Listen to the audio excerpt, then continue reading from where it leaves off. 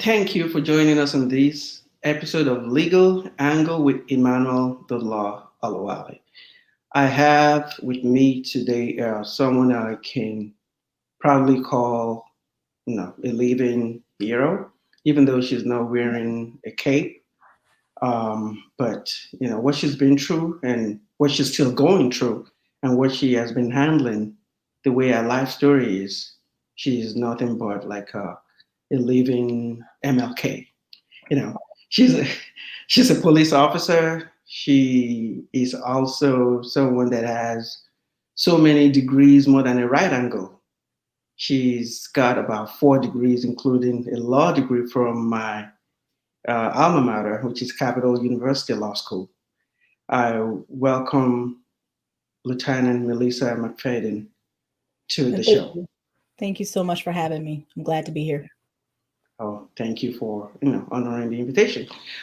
Today we're going to be talking about a book that she just wrote. It's called "Walking the Thin Black Line: Confronting Racism in the Columbus Police Division." Yeah. So, what inspired "Walking the Thin Black Line"? Well, I've been fighting for change for many, many years in my 24 years of career with the division. And in the 2018, I got with a bunch of pastors and I wrote the 7 expectations and we submitted it to the mayor. And some of those expectations have been completed, but it wasn't enough to make change for the African Americans inside because there's a lot of discrimination going on inside. And because it goes, have the pastors move to action to help me with that, then maybe if I write a book to let the world know what's going on inside the division of police, that it will move others to action. And maybe somebody will read it that has the authority or the power that can come in and actually change things. So I wrote it for exposure because I needed more exposure to let everybody know what's going on. And the fact that we had those protests and we're standing on the line and there was black people, white people yelling Black Lives Matter, actually attacking black officers verbally about being on the force. I wanted something to show that we are valued on the force. We are needed on the force because we're walking the line too. On one side, we're walking the line of trying to protect the black community from the racism and the police brutality and the things that we see is one of the side of the line. And on the other side of the line is we're actually dealing with discrimination ourselves, trying to keep our job, trying not to be targets of the racism, systemic racism that goes on inside the division. So that line is there. And we're standing on the line and we're standing on there with the protesters on the other side, but we are the same. We are with them. We believe Black Lives Matter, and our lives are being targeted as we are black officers inside by the same very people that mistreat the black community. So I wanted Thank to you. write Thank you. The thing about Walking the Thin Black Line about your experience, it's a memoir, for those of you who are wondering what kind of book it is. It's a memoir. It's about the experience of Officer McFadden within the police department and the racism that she's been facing and that she has faced and she still continues to face. The thing about the book is that it's not just a good account of what happened to you. It was a well written book, that. Thank you. well edited, well structured. You're a great storyteller. Where did you gain, because not, a lot of people call themselves writers, but only a few people can actually write. Mhm. How, no, well, I don't know how to. When did you decide to write the book? And what was the structure you followed in writing the book that make Well, it to be so compelling and so well written? well, it was a little bit over a year when I started writing the book, and I had a great contributing editor, Edie Driscoll Milligan, which she has written books in the past that guided me. She also contributed to writing the book, helping me with it. I think that the contrast between the military and the police department was a way for me to make sure that people understood what I was going through. So I had to have a lot of examples because I found that to be because we're in a system that's closed and a lot of people don't know our system unless you're in it. So I found that a way to be the best way avenue to make sure it was easily understood exactly what I was going through when I would contrast it with the military. and put the examples in there about the discipline disparities and make it very simple for people to understand, because it's a very complex system if you're not in it. It is. It's a complex system, but you simplified it. In Mhm. your introduction, you wrote, "I never thought I would see a day when I, as a black officer, could carry a sign for police reform and yell at the top of my lungs what I've known in my heart: Black Lives Matter." That was a powerful statement. Yes. How did that feel? I mean, it felt so good. I mean, as you see the picture on the back of the book, that's me actually at a protest downtown on my own time. We walked past the police headquarters, and it just felt so, um, so good. I don't even know how to explain it. It just felt so good.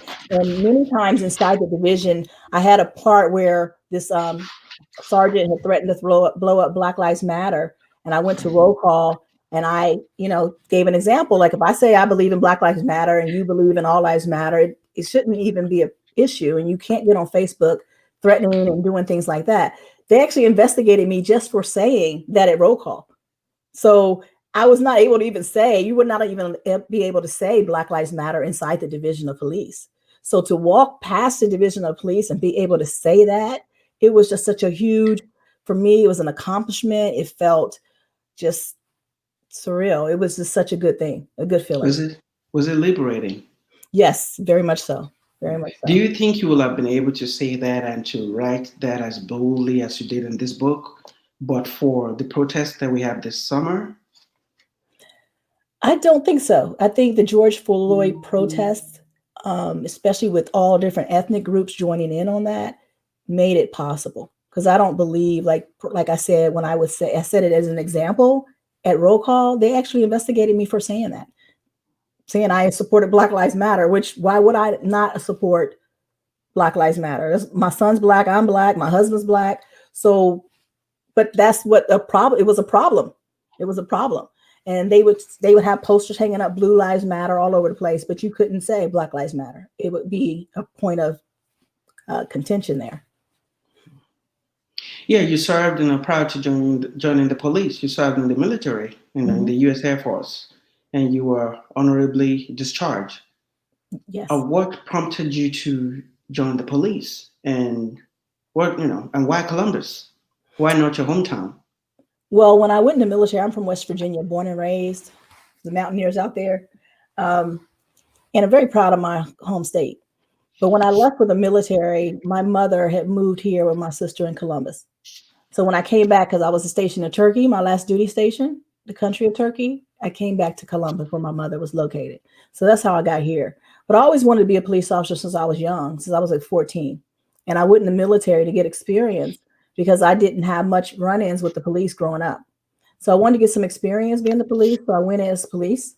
And when I got out, I came here and I joined Columbus. Mhm. Hmm. So, we've learned that, placing, you also wrote in a part of the book, part of the introduction, you said, we've learned that placing black officers into a racist system does nothing to change the system, but instead does a lot to oppress those officers.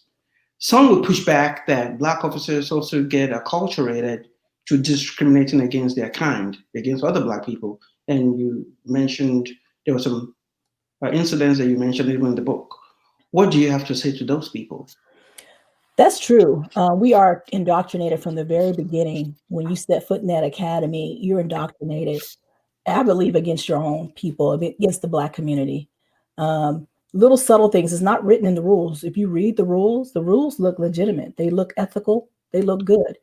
But like an example, if, say, for instance, I'm responding to a call and the person that I'm responding to deal with, they hit me, like they strike me, and I hit them back and I handcuff them and I put them in the back of my cruiser. There's been occasions where the sergeant will show up and say, they hit you, but why aren't they going to the hospital? The next time somebody hits you, you need to make sure they go to the hospital. You see what I'm saying? Mm, That kind yes. of indoctrination happens. It happens all the time. It happens in how they train. So it gets you to the point where you are seeing three male blacks walking down the sidewalk and you think, what are they doing? I had to catch myself. I'm like, what is wrong with me? Even to me, I had to catch myself from doing it. but it's such a subtle thing that they do. And these little messages that they send you just in conversations, it makes you look at Black people as criminals, as the enemies, as the ones that you need more heavy enforcement than other communities. You know, just until recently, in the last 10 years or so, we were shooting at Black targets. You know, everybody, our targets that we're shooting and practicing on were all Black. You know, that's the base of the target was a Black silhouette. But they changed that of like 10 years ago, and now they're gray. But even little messages like that is we're constantly practicing on Black silhouettes. So what does that say? You know? It's subtle, but then it's reinforcing. Wow. Correct. Wow. Mhm. You also started off, you said you wrote that some officers believe they are God messengers on earth to impose order. Can you explain this? Well, there's always this passage in the Bible that they always read at different ceremonies we have. You'll see that posted in different people's offices because they believe that God has ordained them at law enforcement to be to actually, give out his wrath, and if you don't, to capture people, to arrest people, and if you resist us, then it's God that's going to come down and get you, because we are doing this based on the authority of God. So in their minds, that's how they justify mistreating people. To me, that's how they justify mistreating people, is because they feel that they're doing it because God has given them that authority to do it. And so Because whatever they God. do is blessed by God and ordained by him. Hmm. And that's how they can do whatever they do and go home and still feel that what they did was right because they felt Correct. that that's what God wanted them to do. Right. But for me, I believe God is a just God and he's a fair God. And mistreating people, I feel that God will punish me as an officer for mistreating people, for taking my power, my authority, and mistreating the underdog or the people that are vulnerable. But see, they don't feel that way. They think that what they're doing is ordained by God. So they don't have that moral conscience that I have. That I go Hmm. home and like, oh man, maybe I shouldn't have said that to that man. It was not nice, Hmm. a conviction in my spirit, whereas they don't have that because they feel that whatever they do is God's given that authority to do it. The 4 years you spent in the military, taught you a lot, and I believe it has stayed with you throughout your career as a police officer. And so, in your book, you stress a lot about the difference between military rule and police rule, based on the experiences of having been in both worlds. What are those main differences that you Well, can, yeah, I'm sorry. Well, point the out? the military, the division always talks about how it's paramilitary, like it's like the military. But in reality, it's not like the military. The military would not tolerate a lot of behaviors that go on inside the division, and how they treat us inside, how they treat the citizens. The military wouldn't tolerate that. And I point out a lot of differences. Like, for instance, when you're in the military, you're on a military base, and the people that you're dealing with and you're interacting with are people that are part of the military or their families. So you're all in it together. There's not a us versus them mentality. But here in the division, there is a us versus them mentality. There is a us as police blue against the civilians that we deal with. So um, there's a clear us versus them when it comes to investigations. If you have an investigation involving a use of force, they're going to take the officer's word over a civilian's word. That's just how they do a lot of times, unless there's video or something else that can make it where in the civilian's favor. But if it's not any video or anything like that, or independent witness, it's always going to go in the officer's favor, because it's always us versus them. But in the military, you didn't have that because everybody was the same. We all was in that base together. And the people that they enforced were people in the military as well. So another thing is how we train. The basic training for the military was definitely different from the police academy, and how they treated you. Yeah, the military yelled at you and screamed at you and did different things, but they did it with a purpose, for a purpose. In the police academy, you have the sergeants picking on people and causing them to be extra stressed out because they don't like them, just different things like that. So there's a big difference in how the military is and the police. Another big difference is discipline. If I did something wrong in the military, I'm getting disciplined. That's no doubt. But in the police department, it's not the case. It depends on what you look like, who you are, if they're holding you accountable for anything. So there's a big difference and a lot more differences than that. So they don't really hold officers accountable like Mhm. they do military officers. No, not at all. Yeah. You also related your initial experience during training, seeing a routine traffic stop where an officer was breaking the rule, which was an essential rule as you described it. That was like your initiation into being trained to look the other way Hmm. when someone did something wrong. Can you tell us what happened? And Well, I was a field training officer. I was on coaching, and I was brand new, just right out the academy, and I didn't know exactly how the division worked. I just, I don't know why. I still to this day, like, why did I say that? But me and my field training officer, we were driving around, and we worked the inner city over to about Mount Vernon, and we saw this male white officer had a car pulled over, and he had the trunk up, and he was searching this male black's car vehicle. But I also saw the male was sitting in the back of the cruiser. And the coach said to me, she says, "Oh, we got to get out of here. Basically, we don't want to be a part of whatever he's doing," because it looked like he was doing an illegal search. And so then those days, as well as now, officers will search cars. And if they don't find anything, they let the person go. But if they find a gun or drugs, then they charge them. And that's been going on for many, many years.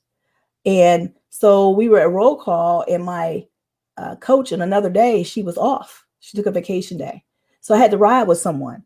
So I'm sitting there in roll call with my sergeant and like 6 or 7 other officers. And he's like, "Well, we need to have you ride with someone." And I immediately said, "I don't want to ride with him because he searches cars illegally." And everybody's like looking at me. And I was just like, what did you, I didn't realize I was saying anything crazy or wrong. And they're looking at me like, "Did she just say that?" He's like, "I do not search cars illegal." I said, "Yes, you do. And I saw you do it." And I went through the whole details of what I saw. And they were just looking at me. And they tried to retaliate against me later, saying that I had officer safety issues and all that because I spoke against this officer's illegal search. And I did not know at the time that I wasn't supposed to do that. That's how naive I was. I didn't know. So to this day, I'm like, I cannot believe I said that. Being new, why would you say that? But I did it because I was about what's right and what's wrong. And I was so worried about getting in trouble with him illegally searching vehicles, and I did not want to be a part of that. So I was desperate. I'm like, I don't want to go with him. So I just spoke out, and as a result, they tried to retaliate against me. But God saw fit that didn't work. yeah, So 24 years later, I'm still here, and I have a Facebook post where they're still talking about it. 22 years later. exactly. I think it's your honesty and integrity. It just shines through. You just couldn't be a part of that. Yeah, and then you said they retaliated against you, trying to frame you. And your training officer, at that time, you even called, you said the name, her name was Linda. He said she never spoke to you No, again to date, to date. just because you told the truth. Mhm. What an initiation. Wow. So tell us how police officers are trained, because you wrote about the racial stereotypes that are often used and how they are trained as if to go after Black people. Can you give us a little bit of detail on that? So it was a year on, and I was in our defensive tactics unit. They do our training to teach us how to fight, how to make sure we're using our baton correctly. That's what they do. And every year we have this training. So I had been a year on, and I was in this training, and they were teaching us how to do a felony stop, which is a stop that if you rob someone and you're in your car, we have a certain stop that the way we stop you in your vehicle is called a felony stop, because you've just committed a felony. We don't want to just walk up to you like a regular traffic stop. So we have a certain procedure that we use. We call it a felony stop procedure, where we approach your car a different way. So they were training us on how to do that. And in the process of training us, the guy that was instructing us told us, okay, if the guy's head's on backwards and he's got loud music playing and it's too loud and you can't hear it, you need to pull him out by his belt, even if his pants is sagging. So he described this suspect. And even though it was a male white that was the suspect for the exercise, the way he described the suspect, I was like, huh. So when they went to get the suspect out of the car, and as they pulled him out of the car, they started yelling, "Get out here, boy, come out here, boy," using the word boy. And at that moment, I'm like, oh my God, this is a racist department. And that was like an eye opener for me when it came to racism. That was a game changer for me. Because if they're training like that and teaching officers to call grown men boys, especially if that grown man is a black male, that is ridiculous and terrible. So I wrote a letter about it.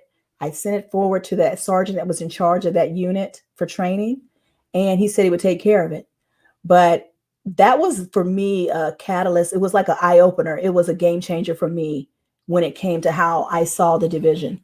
That's when I really realized it was a racist environment that I was in, because the description of the suspect, it would put you in the mind of a male black, because at the time male blacks were listening to music really loud. They wore their head backwards. I mean, just the culture in that. And that made me realize that we had a problem on our department. Yes, and you never stop speaking up from from your training days even up to now. And during your time, during the 23 years you've spent in the force, you've gone back to school. You've earned an associate of arts degree in criminology. You got your bachelor's in social work. And you got a master's in criminal justice, and you went to law school to get a JD. Mhm. After you graduated from law school, you've been helping other officers who have problem with discrimination within the department. What does that feel like? Well, actually, before I went to law school, I've been helping all along, unofficially. People would call me and would, what should I do in this situation? Not only would black officers call me, but female officers would call me. And most recently, male whites have been calling me. So I've been helping all along my career other people to try to fight the system. But the system is so corrupt. It's so corrupt because it's at the top, they're dishonest from the top down. So it's very difficult to fight the system inside because they are very good at the cover up culture that we have. They're very good at it. And so I've been helping all along the way, even before I got my degree in law. I worked in internal affairs bureau, so I know the rules very well. When I became a sergeant, I scored #1 on that list because I studied so hard, and I know the directives really well. I know the rules really well because, like I say in my book, even in the military, rules kept me safe. So I know the rules well on the division because they keep me safe. But so people would always call me about their problems, and it's been an ongoing thing. And that's what sparked the investigation I had in 2017 was helping a black female officer find a lawyer to file an EEO complaint internally. So it's an ongoing thing that I do to try to help the whole system, to try to disrupt it. And you've always been like the lead trying to open that cover. In case you're just joining us, we're talking about the Walking the Thin Black Line, Confronting Racism in the Columbus Police Division, a memoir written by Melissa McFadden. Then you wrote about the disparate disciplinary system within the department, about how black officers are disciplined differently than white officers.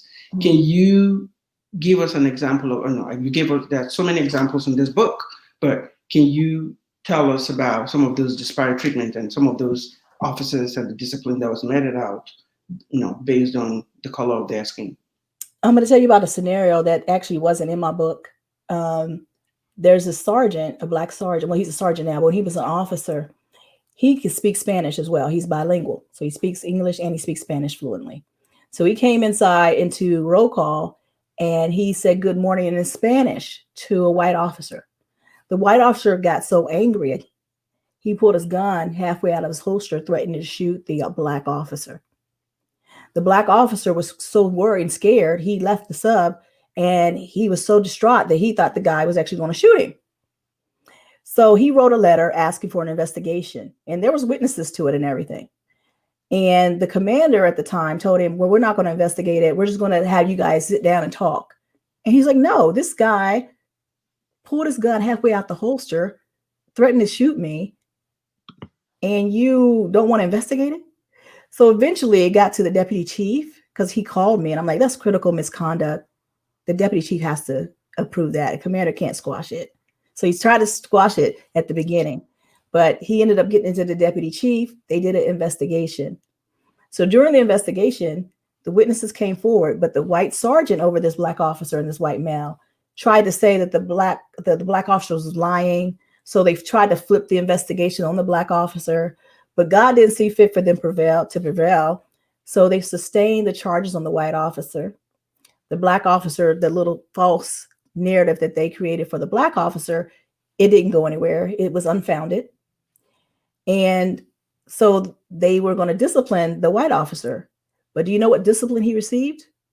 He didn't receive any discipline. The black officer had to sit down and mediate with him, just like the commander wanted to do from the beginning. So he pulled a gun halfway out of his holster to threaten a black officer, but there was no discipline at all. It was a mediation. So the black officer had to sit with this white officer and they had to talk it out.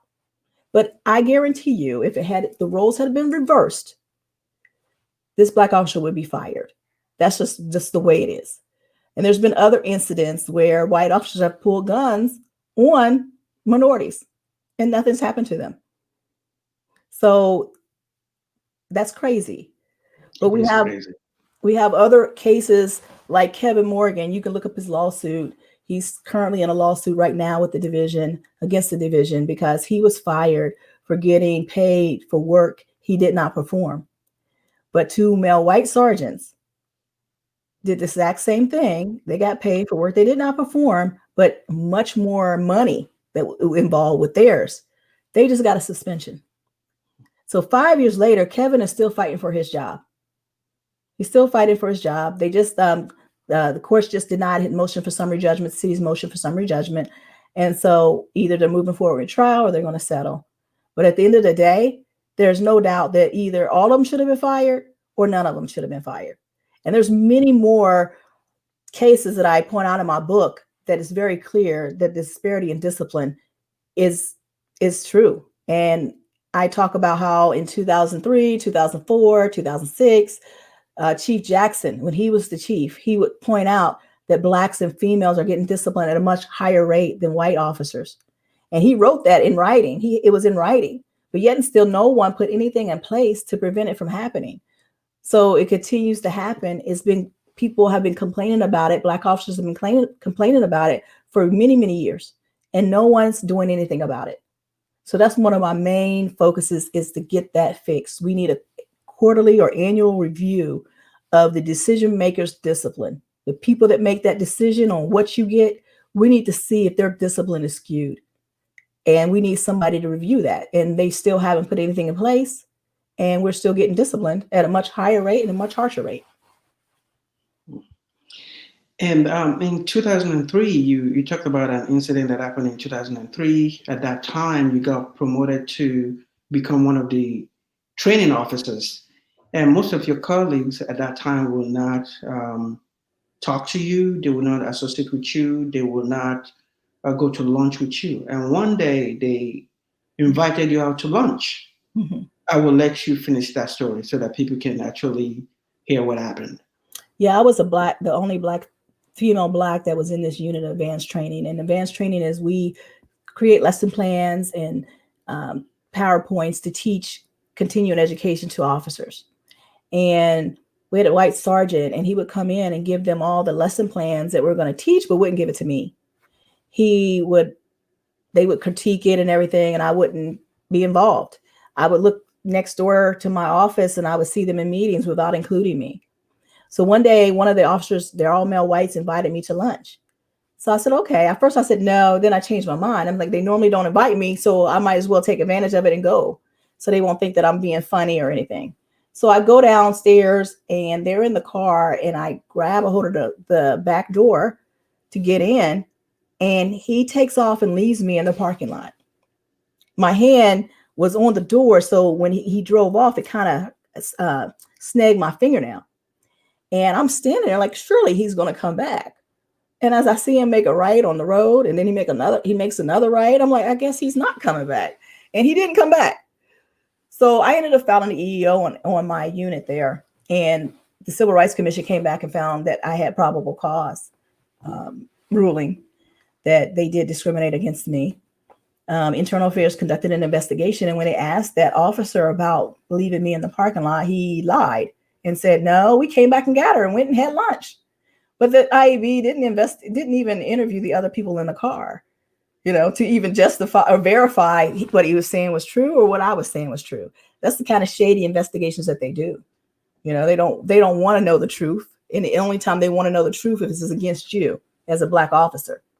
So that was very humiliating to me when that white officer did that to me. He's still on today. He's a sergeant, but it was very humiliating that he would do that and just leave me in the parking lot like that. Yeah, that was bullying. Yeah. And he would Yeah. guard at my desk. Because we all had a common office. We all had, it was like one office, but everybody had their own individual desks. And so he would fart right there by me. So I had to smell his farts. It was just terrible. It was just terrible what they would do the time I was in Wow. there. Yeah, I Yeah. think they were trying to run you out. They wanted to make you feel like you're not wanted here. So it's Mhm. either you leave on your own or they were going to force you out. You said you filed an EEO complaint. Eventually, I think they found that you had probable Mhm. cause. And as a result, because you won, they retaliated against you for winning. It How got did you worse. handle that? I mean, I have a strong constitution. My mom instilled a lot of fight in me. My mom was a fighter. So I refused to let them win. I'm a competitive person. And so they weren't going to win. I mean, I was stressed out. It was very embarrassing and hurtful, but I refused to let them win because if I allowed them to win, the next female that's coming up would have to face the same thing. If they realize that no matter what we do to her, she's staying, if it's not worth it. If they realize that it wasn't worth it for them. And that's the goal. Is I don't want it to be worth it. So maybe next female that comes up or the next Black officer that's in those positions that they'll think, well, remember what happened with Melissa? It didn't work on her, so it might not work on this person. So that's the goal, is that somebody's got to stand up. And we allow them to run us out everywhere, we would never be there. I mean, I'm everywhere I am at, nobody ever wants me there because of the color of my skin and who I am as a female Black. And it's not my work ethic, because my work ethic is very good. I know the rules, I follow the rules, but they just don't like females and they don't like Black officers. And so they've had people calling other Black sergeants that want a job saying, we don't want you here, you're not a good fit. They've had Black officers find applications for Gahanna Police Department in his file with his badge number on it. I mean, we've had a lot of different things go on that's a constant. And so I stay and fight, because if I don't, who will? Yeah, you talked about that too in recruitment because what's so unique about your situation is that you're not only Black, you are also female. And you talked about the recruitment, the discrimination during recruitment, and you actually went through the same thing. I think the first time you applied, they did not admit you. Then Mhm. you tried again, in spite of all the experiences, in spite of all your qualifications, they turned you down the first time. So Mhm. the second time, when after you reapplied and you are actually accepted, did you ever see? Okay, did you ever think that you would go through what you've gone through for the past 23 years, and during that time? No, I would never have guessed, because when I came on, I was so naive, and I thought that we were all a family, because they make you think that it's all about blue, that you're blue just like everybody else. But in reality, you're not. And I did not know that I was going to go through everything that I went through. And I didn't realize it at the time, because I was so gung ho about being a cop. I was excited, and it was such a prestigious job to me. And I was like, oh my God, I get to be a police. It was so fun. It was such a fun job. But as time went on, I started running into these little microaggressions, little things that they would do. And I'm like, what is this about? And so I finally started paying attention, and not only paying attention to my situation, but paying attention to other Black officers, other female officers' situations. And I realized it's not just a problem with me, it's a problem with the system. It's a whole systematic problem that we have. And so when you got Black officers saying that there's no systemic racism, they are just liars. And one thing I can tell you for sure, police are liars. And people have a tendency to want to always take the police officer's side. But I tell you, as I sit here, they lie about a lot of things. They cover up a lot of things. And I'm not saying all police officers do that, but the system The system. allows you to do that. Mhm. And so when you joined, you had no warning, and you didn't have. Did you have a mentor, like a black mentor, someone who can tell you, well, you're in for a Not at all. wild ride? You never No, get that. no, I didn't have any because I'm not from Columbus. So I didn't have, some people have family members on and things like that. So I didn't know anybody to tell me how it was going to be and how to navigate that system. So I learned on my own by looking at the rules. So when I found that they were doing stuff and I'm looking at the rules, like, you, this is against the rules, what you're doing to me. And I would call them on it. And like the whole thing of writing that letter about them using the word boy, about the FTO, when I said, hey, I don't want to ride with him, you know. So I started looking at the rules. And that's the only thing I could rely on to keep me safe, and seeing how they navigate and how they go around get around the rules to get to me, to do things to me. So that's what kept me for these 24 years of fighting. And I'm telling you, I've been in so many battles. I couldn't put them all in the book because it would be too long, but it's just everyday thing. It's almost every day. It's just being a black female. I'm the only black female lieutenant in the patrol bureau at the time. That means that the people that come out to your house to take 911 calls, the uniform officers, out of 5 zones, I'm the only female lieutenant, the only black lieutenant at the time. So they have not seen a black lieutenant until they saw me, a black female lieutenant, because there's only 2 in the history. So me being in that space is problematic for them, just me being in that space. And I know that. And every day sitting there where the white lieutenants are getting together, eating pizza and watching games, but they don't invite me, I just have to live that life, that lonely life of not having the same associations. It's got to be something that I had to accept because I'm the only one in that space. So it's just something you deal with. Now, after filing the EEOC complaint, you eventually graduated to filing legal complaints in court. Mhm. What was that like? And what was your first lawsuit about? Well, my first lawsuit was about them not allowing me to train like the other male whites in my unit. And filing that lawsuit, it was crazy because the lawyer I had, he was different. He didn't do his job correctly, and I didn't know it. And that's another reason why I wanted to go to law school, because I was like, I don't want that to ever happen to me again, where a lawyer is not doing right by my case and I don't know it. And so I filed that lawsuit, and I got so much retaliation. And it's like the division, they don't care that you file these EEOs, and when you do, they turn it up a notch. You know, they put me on third shift, even though I'm the first shift person. They throw me on third shift for weeks. Um, just all kinds of just crazy stuff that they would do. And it was just a difficult experience because it was my first one. And so I did not realize how bad the retaliation would be until, at the time. So after that first lawsuit and first EEO experience, I'm like, okay, I understand now. So it was a learning experience for me. And then when I moved forward now to this lawsuit that I have now currently, I'm more well prepared for it and more well versed on how to navigate. And when I see the retaliation, now call it out, what I can do to prevent it or to stop it. And what was the role of the police union in all this? The union is a part of the systemic problem that we have, because they are officers, they're sergeants, they work for the division of police, but they're just over there working for the union at the time. So they are part of the whole problem, and they don't represent black officers and female officers the same as they do white officers.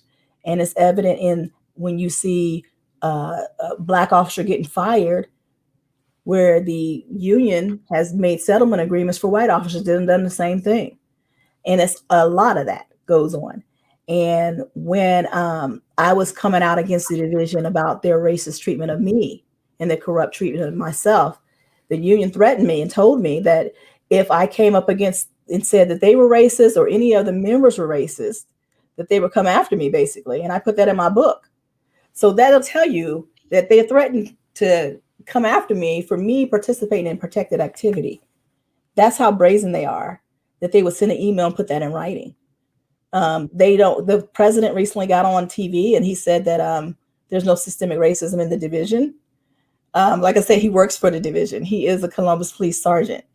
So, but they are about protecting their own and people that look like them.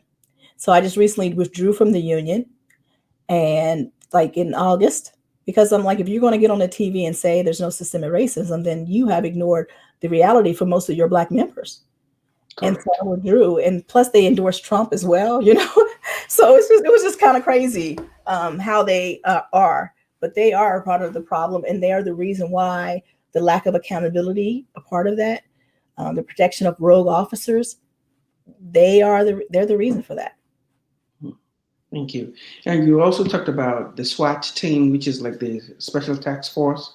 Why is it almost impossible for a woman to be a part of that team?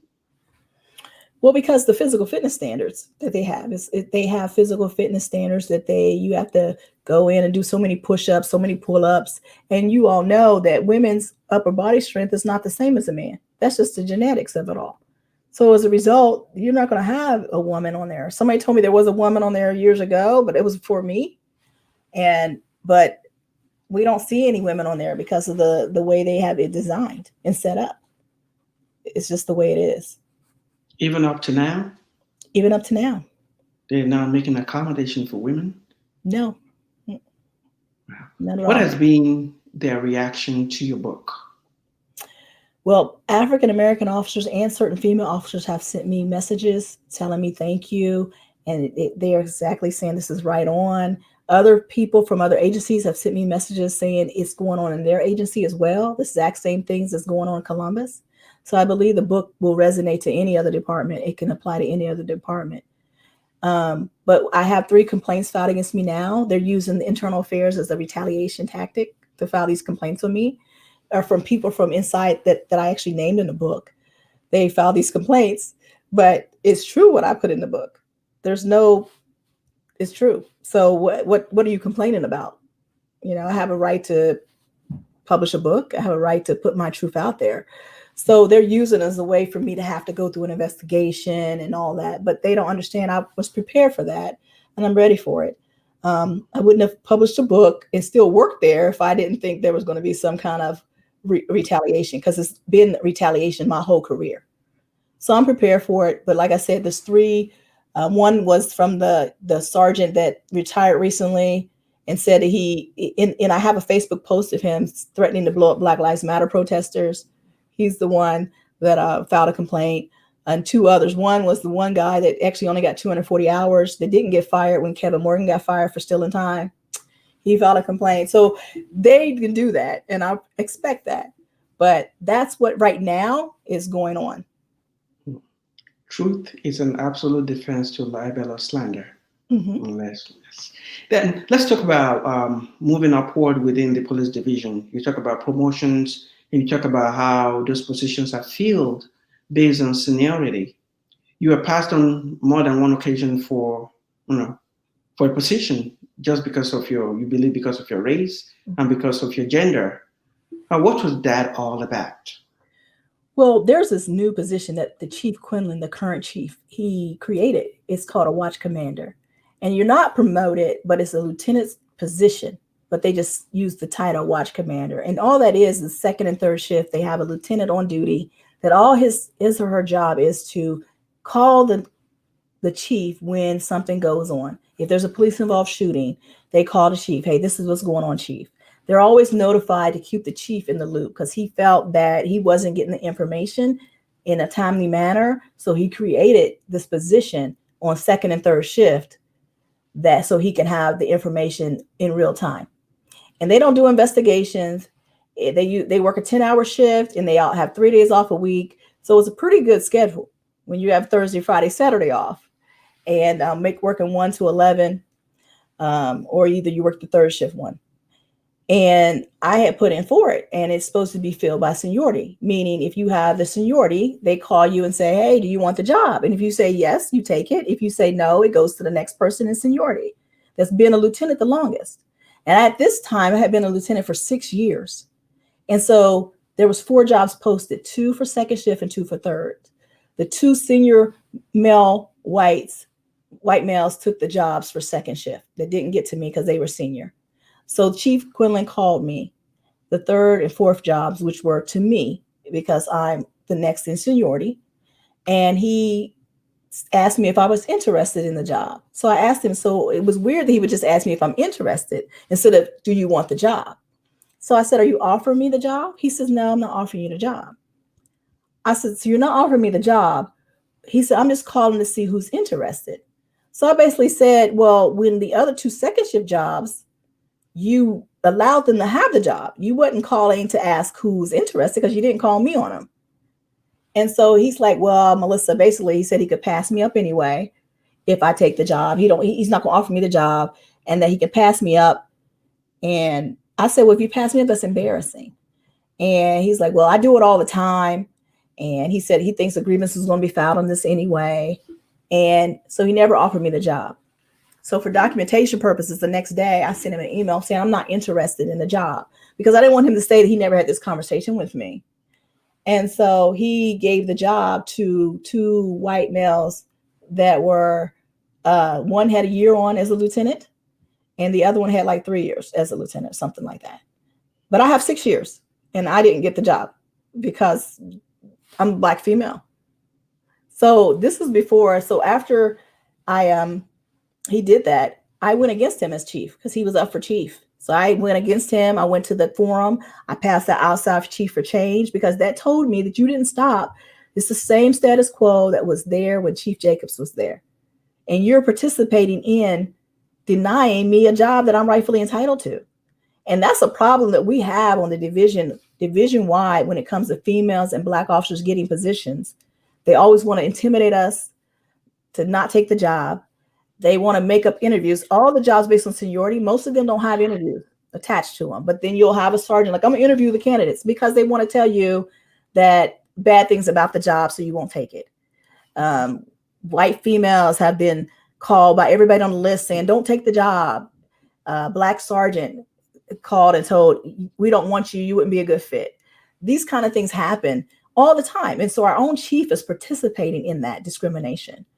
And it's just unfortunate that he became the chief because nothing has changed inside for Black officers or female officers. And when the chief is participating on such a high level, when it comes to job assignments, he's saying it's okay for everybody else to continue to do that. And there was another job that I put in for because in January of 2020, it's called the Discipline Grievance Liaison Lieutenant. This liaison lieutenant deals with the discipline. And you know me, disparity in discipline is a big thing for me. So I'm thinking this particular job would be good for me. And there's another reason why I got a law degree, because the exceptional qualifications for that job is a law degree. So if you have an exceptional qualification of a law degree, they can either pick the senior person with exceptional qualifications, or they can just pick on seniority. The last 7 years they filled that job, they filled it with someone with a law degree. So when it came to my turn to get the job, even to as recent as July of 2019, they filled that job with someone with a law degree. So January 2020, I put in for the job and he filled it on seniority. So my law degree didn't mean anything. But July 2019, the white male's law degree meant something.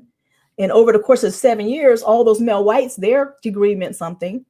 But my degree didn't mean anything when it came to that job, when it came to me. So I filed an EEO on our chief. He has a current pending EEO discrimination complaint against him right now. It's been investigated now, going on a year, which of course our EEO investigations, they never tend to be sustained. So I don't have faith in the system, but I had to do something to fight back against what he was doing. And so recently he posted that watch commander position again in the bulletin. And at the bottom of the watch commander post, he puts in there, chief's note, this will be filled based on seniority. So at least I made it fair for the next female that wants to put in for it, or the next female Black, which there's no other female Black lieutenants that would put in for it because there's only me and another one, and she's about to retire. So he has that current EEO investigation that's being investigated by the safety director's office, but we haven't seen any changes when it comes to our job assignments being fair. Well, at some point, your supervisor deputized some black officers to file complaints against you, and that's because of all these EEOs and lawsuits that you've been filing. Among the complaint was one allegation by a black officer that you gave him a better performance evaluation because he was black.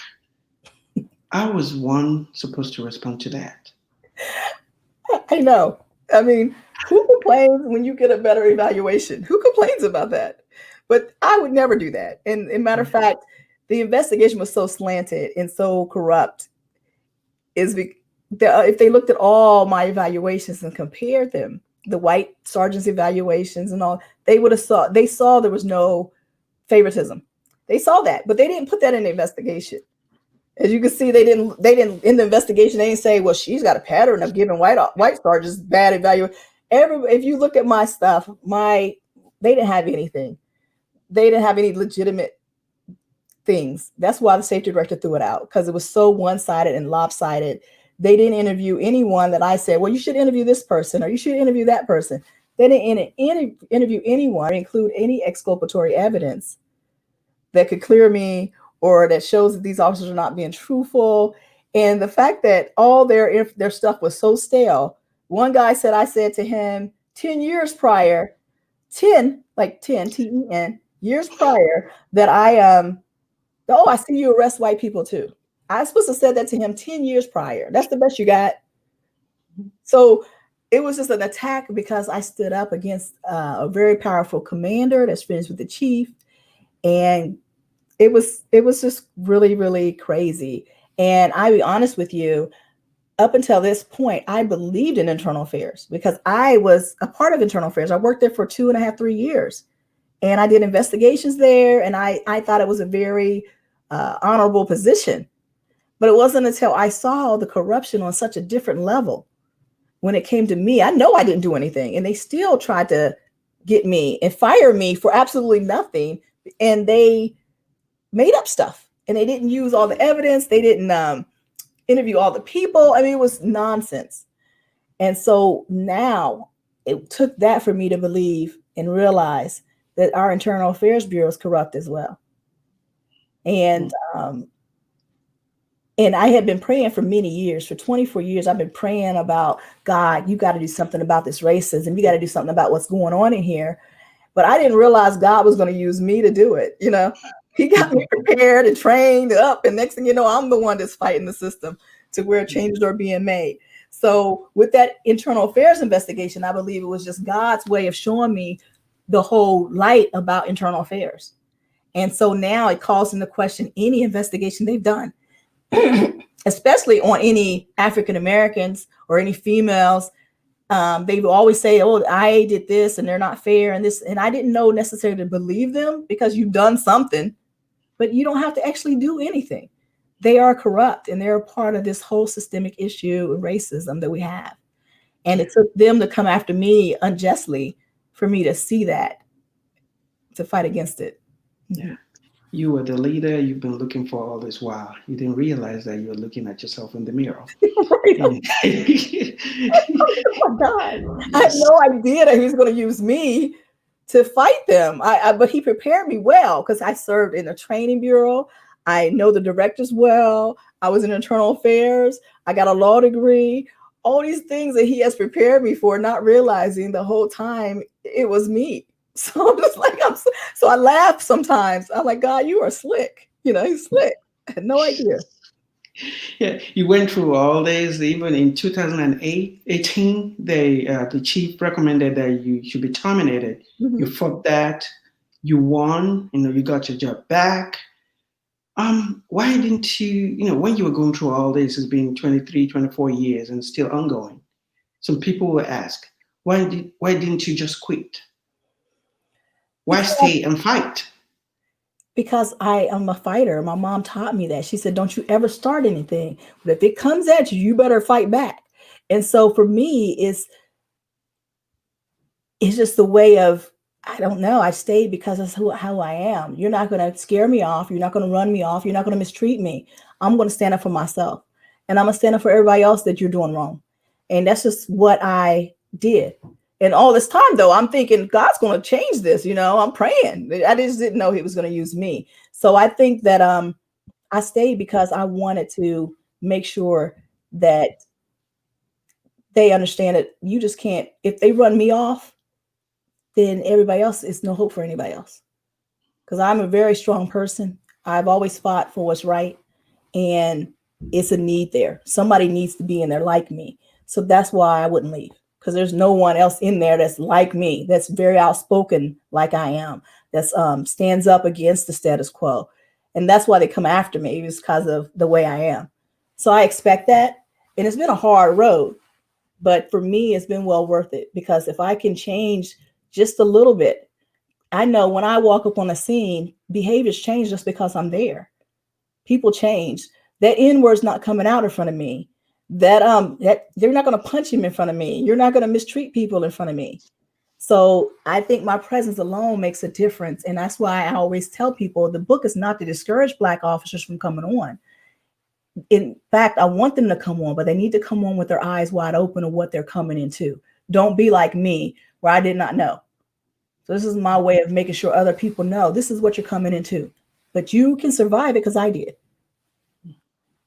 Your courage is exemplary. So, what do you want people to take away from this book? I want them to take the little hints and the little um, things that I put in there. Like I talk about, if an officer asks you about, can they search your car? If they're asking you a question, that means you can say no. So I want them to take from it the little carrots that I put in there of how to deal with the police. Because there's a lot of information on how to reform the police in there. And those are the things that they need to start working on and making happen, is to make the changes happen inside. So just like I said, if they're asking you, we're very arrogant. We're not going to ask you unless we have to. So anytime we're asking you a question, it's because we have to ask you. Because we think that we are so powerful and so elite. How dare us have to ask you anything? But if we're asking, it's because we have to. So I want people to take away the things that I put in there for them, to help them interact with the police, for them to help push reform, to change it for us inside, as well as changing it for the community. So those are the things that I am looking for people to take away from the book. Thank you. And where can people get a copy of this book? They can go on Amazon. They can go to the Ujama bookstore on Livingston Avenue. November 29th, I'll be there at a book signing from 3 to 5. They also can go to the Culture Market on 5th Avenue, and they can pick up a book then. It's $9.99. I wanted to make sure it was reasonably priced, so anybody can drop $10 and they can read it. And because I need exposure for it, I need everybody to see what's going on inside. The more exposure, the more chances it will be changed. Oh, thank you, Melissa. We can go on for another hour or two because there's so much to unpack, with this book, but we only have an hour to spare today. Thank you for coming on to Legal Angle with Emmanuel Olawale. And thank you so much for having me. I really appreciate it. Thank you. And for those of you watching at home or listening to us right now, thank you for joining us. Until next time, stay safe. Go out there and get this book. Go on Amazon, go on Barnes& Nobles, I believe, No, and get a copy. Because Amazon. Ujama bookstore on Livingston and Culture Market. Okay. Thank you. Thank you. Stay safe. Thank you.